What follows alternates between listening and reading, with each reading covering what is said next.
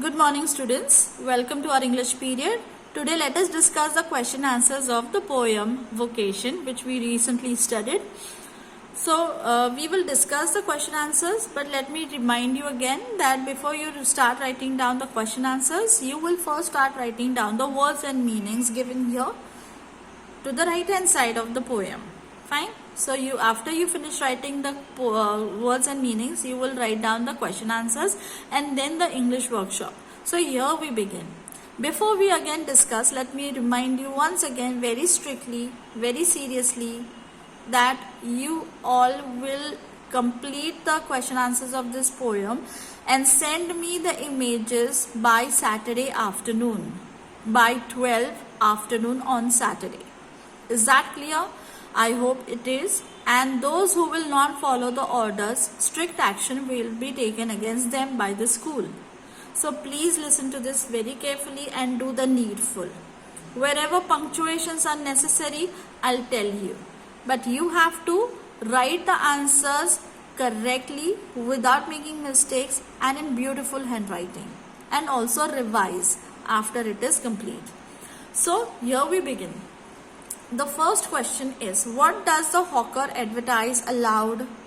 The answer is, the hawker advertises of his crystal bangles aloud. The hawker advertises of his crystal bangles aloud. Advertise will become advertises.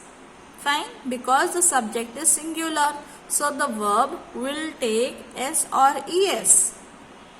Now the next question. I must see the full stop at the end of the answer.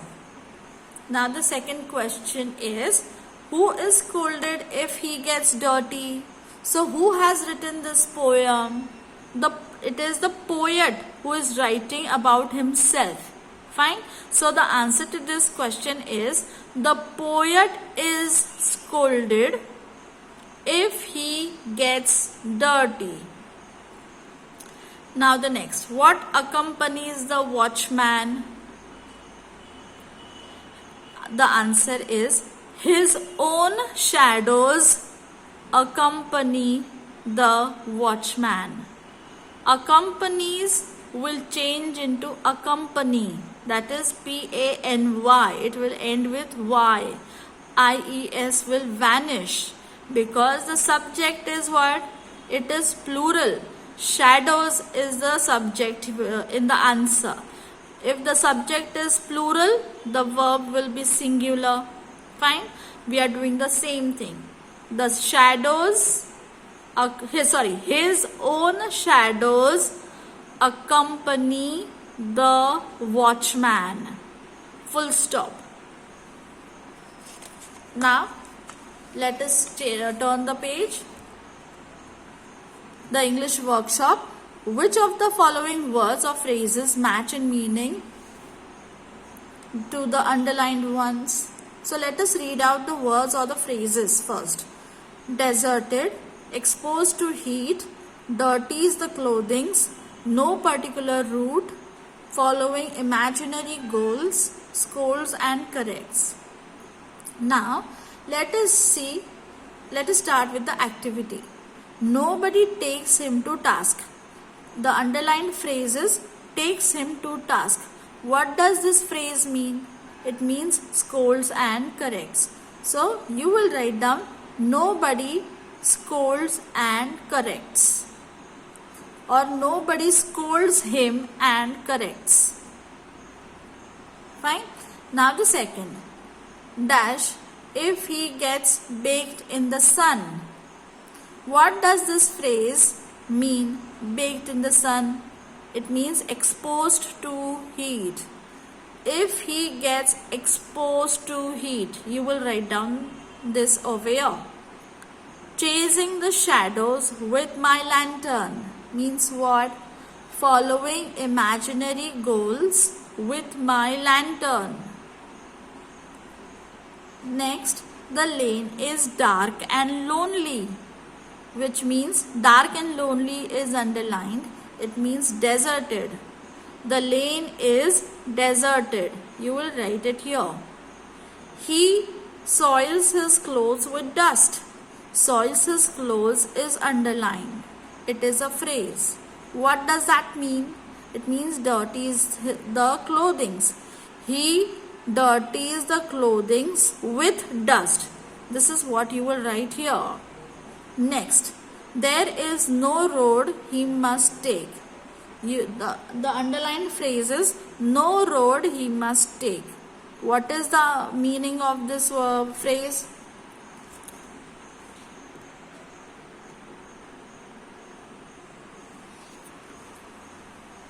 Next, there is no road he must take. No road he must take is underlined. So what does that mean? It means no particular route. There is no particular route. This is what you will write. And I must see a full stop after every sentence. Now the next activity is also very nice. Read the poem and fill in the table. We have already read the poem. Okay. So time of the day is given, which is morning, afternoon and night. Location, poet's activity, hawker's activities, gardener's activities and watchman's activities are to be filled. So let us start. Time of the day, morning is given. What is the location? It is the school. Fine. The poet is going to his school, is on his way to his school. Fine. School will be the location. Poet's activity will be going to school. Going to school. I'm sorry. Location will be lane and not school. Please do the correction. Location will be lane, L-A-N-E, lane. Poet's activity will be going to school. Hawker's activities, selling crystal bangles, or just you can write down selling bangles. Did he see the gardener in the morning? No. So you will put a dash here. Watchman's activities, could he see the watchman in the morning? No. So it will be a dash here also. Now moving towards the next phase of the day, which is afternoon. So location is garden. Poet's activity, he is at his home. Okay. And then hawker's activities, there is no hawker in the afternoon. Of course, but there is a gardener. So what is the gardener doing in the afternoon? He is digging the soil. Was the watchman present there in the afternoon? Is he seen in the afternoon? No. So put a dash here. Then the next phase, which is night. What is the location of the poet? He is sitting at the window. And poet's activity, what is he doing there? He is watching the watchman, or he is looking at the watchman. Fine? Looking at the watchman. Was the hawker seen that time? No. So put a dash. Was the gardener seen that time? No. Put a dash. Then what was the watchman seen? Of course. So watchman's activities, he was walking up and down the lane. So you will write down walking up and down the lane. That is the answer. Now the next question. Think and answer in your own words. So I leave this question, this set of questions to you. Please think and answer. The answers are very simple. Say why the speaker of the poem wishes to be a hawker, a gardener or a watchman. So you will just write down, or you will attempt this question on your own. Now the next one. Pick out lines that contain alliteration, simile, repetition, onomatopoeia. So what is alliteration? It is the repetition of the sounds in the beginning of the word. Fine. Let's say for example, For example, this line. If you see, I can see through the gate that house the gardener digging the ground. So the sound, the is repeated, isn't it? Hence it is an example of alliteration. Another example of alliteration is this. He does what he likes with his spade. Fine. Considering this line, we will just select her sound from he.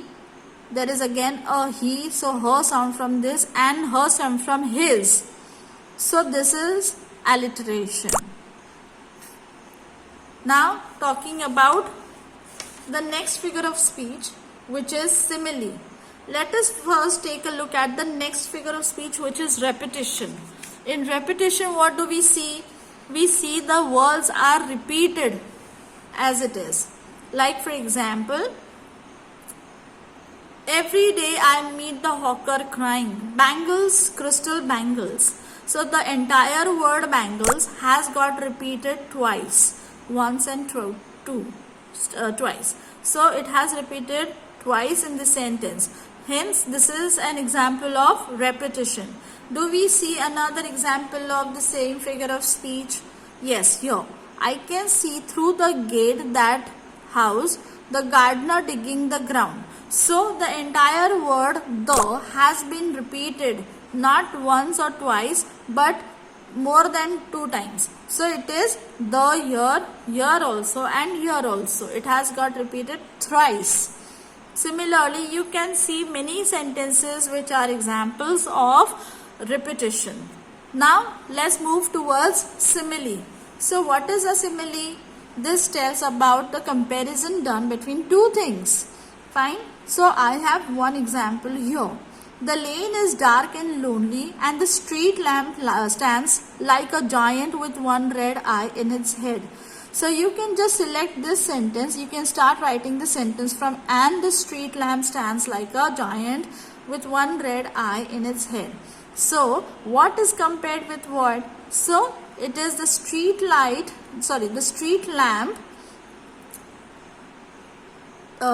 looks like what? Like the giant with one red eye. So this is one example of simile. Fine. And then onomatopoeia. The last figure of speech is onomatopoeia. What is onomatopoeia? They are the sound words. So when the gong sounds 10 in the morning and I walk to school by our lane, so I can see the word sounds, okay, is an example of onomatopoeia. So you will underline sounds and show it as onomatopoeia. Now another example of onomatopoeia is every day I meet the hawker crying, bangles, crystal bangles. So crying is another sound word. Sorry, probably you are not able to see both the words. Sounds is a sound word. Hence it is onomatopoeia. Crying again is a sound word. Hence this is also an example of onomatopoeia. So please do how much ever is discussed with you. The next part of the English workshop, I leave it up to you. Please complete this also and try to complete this part of the activity also. If you do not understand or if you are stuck somewhere while completing this activity in the English workshop section, please do write to me on WhatsApp or on Google Classroom. See you in the next session. Till then, goodbye. Thank you.